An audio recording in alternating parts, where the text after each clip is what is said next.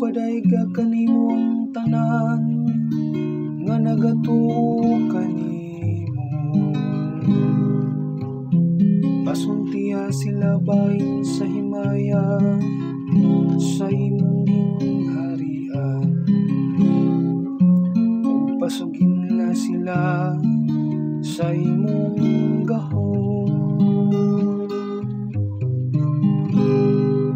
Ang kamot sa Ginoo maoy nagapakaon ka nato, iyang gitagbaw ang tanan natong mga kinahanglan.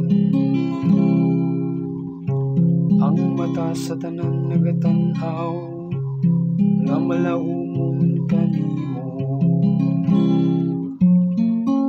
Tagan mo sila sa ilang kalanhon sa husto nga panahon. Gibukhad mo ang imong kamot ug gitagbaw mo ang tinguha sa tanang buhi. Ang kamot sa pakaon ka nato, iyang gitagbaw ang tanan natong mga kinahanglan. Ang Ginoo matarong diha sa tanan niyang mga paagi, ug balaan diha sa tanan niyang mga ang Ginoo hadung sa tanan nga nagasangpit kaniya,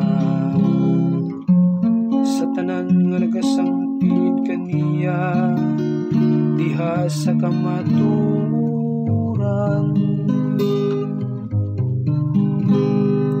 Ang kamot sa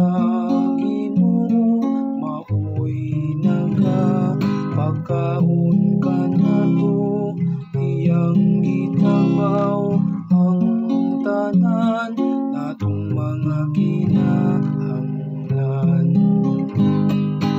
Ang kamot sa Ginoo maoy pagkaon ka nato, iyang gitagbaw